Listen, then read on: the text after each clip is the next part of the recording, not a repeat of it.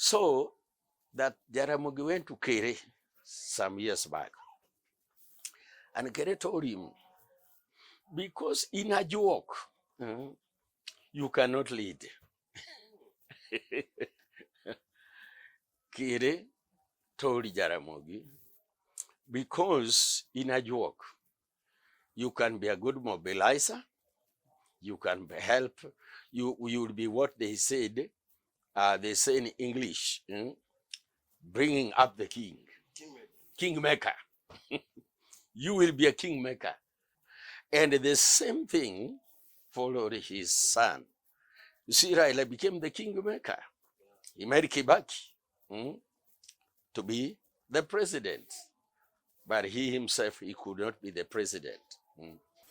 Yes. During our last meeting, yes. you mentioned the secrets behind elections in Kenya and why the late Prime Minister Raila Odinga never won. Could you please break it down in detail for our viewers, maybe?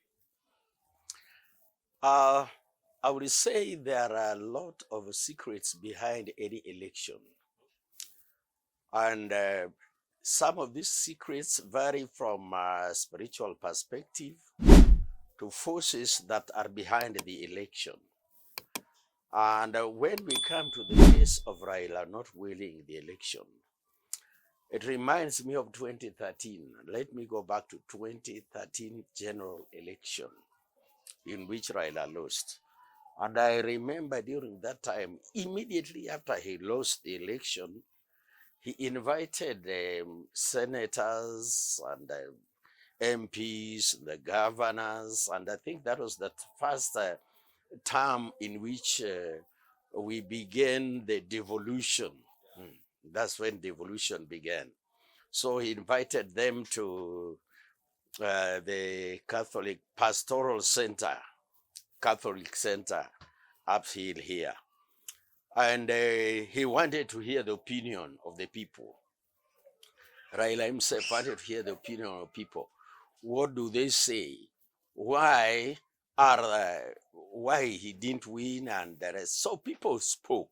Quite a number. The senators spoke. Some of the governors then spoke, and the MPs. One of us, a few of us were there. The only yes, I was there. That was 2013. I think it was in that election of 2013. It took place in March. Yeah, March. Yes, 4th of March. And we attended this meeting in May. This meeting took place in May.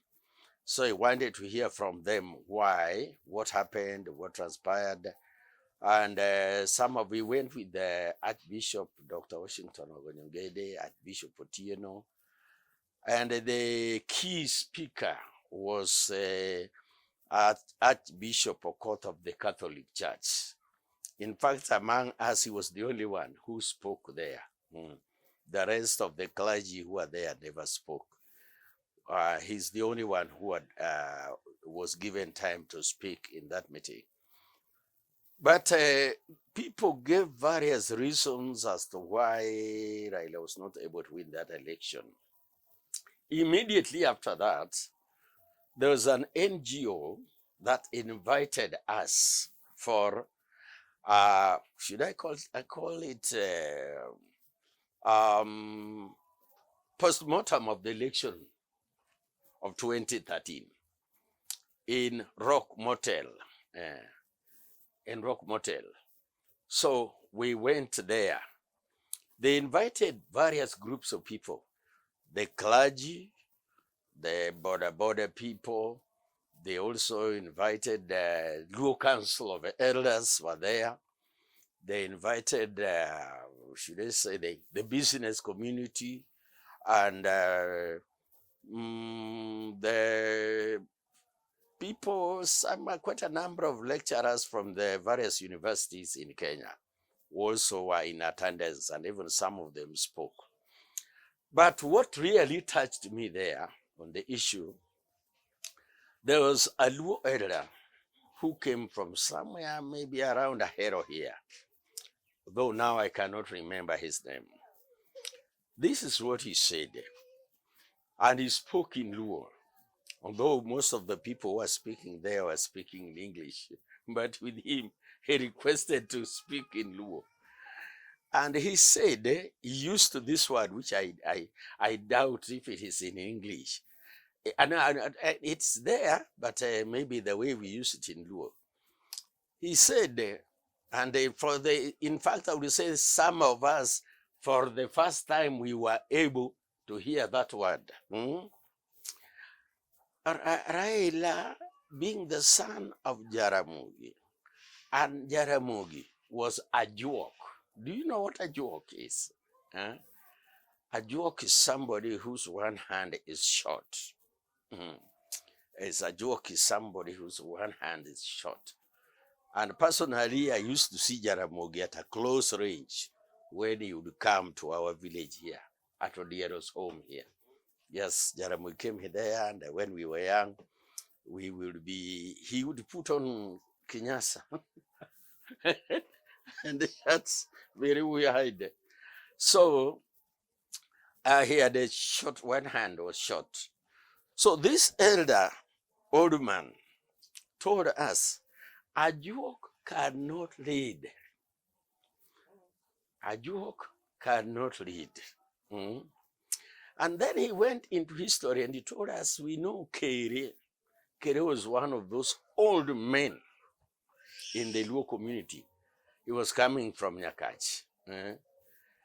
So he went to that Jaramogi, went to Kere. And Kere was one of the wisest old men that ever lived in Luo land. He was coming from Nyabondo.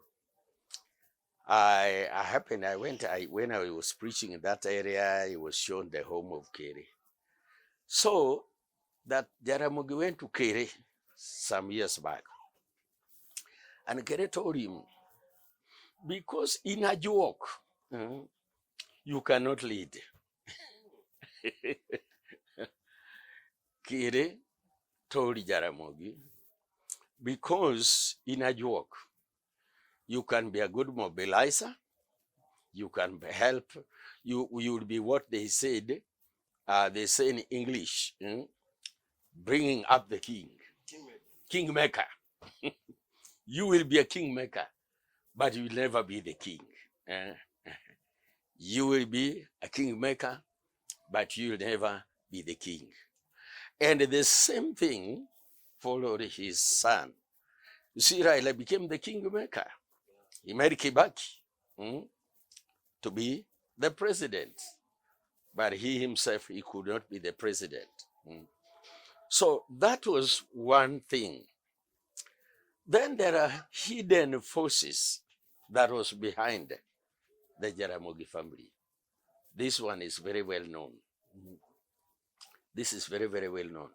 Because I remember there's a time these people, there's somebody who used to come from Kochia called Muga, Professor Muga. Did you hear of some name called Professor Muga? Yes, Professor Muga was one of the MPs from Homa Bay County. So immediately after when Kenya became multi-party, and he was a very good crowd rouser. Professor Muga was very, very good crowd rouser. And so then there was Dennis Akumu. You heard of somebody, called Dennis Akumu? Dennis Akumu, they would call Dennis Akumu Jakogero. Truth bearer. Dennis Akumu would say, Truth bearer, let me clear with you. Let me finish with you first. Then you come and vote for me. And a few others, they did not really like Raila. Reasons they were saying, these people, Professor Muga and these others, were saying that no, there is another force behind Raila, which they were not very much comfortable with. And one thing that you have to take note of in Kenya here, Kenya is one of the countries where the hand of God is upon. Many nations of the world, many prophets of God all over the world have spoken about Kenya. There are about 4 or 5 important things that people have said about Kenya. Kenya is said to be a father nation. In Kenya is where God is going to demonstrate his power. In Kenya. Kenya, being a father nation, Kenya also is the doorway to Africa. And that one can be proven. Look at what has happened now. The United Nations have moved to their headquarters to Kenya now. Yes, to Nairobi now.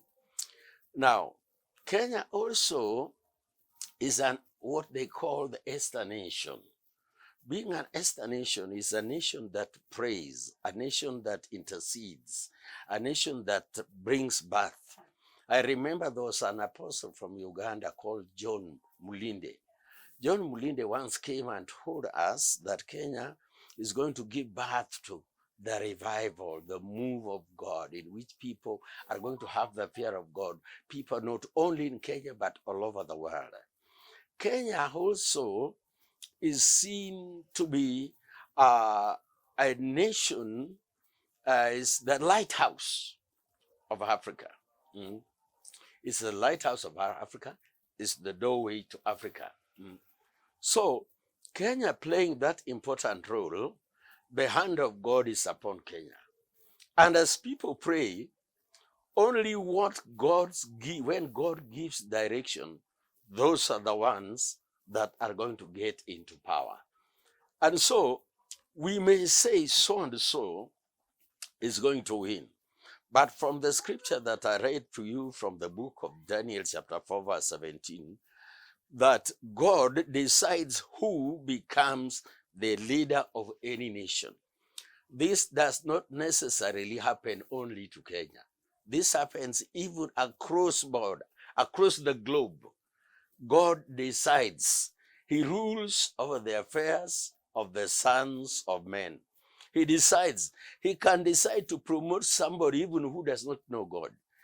The very, very people who are called the people of God, the children of Israel, or the Jews, or the Hebrews as they are called, when they disobeyed the voice of God, God raised people like Nebuchadnezzar to discipline them, to bring them on their knees, to humble them, to let them remember the laws and the commandments of God.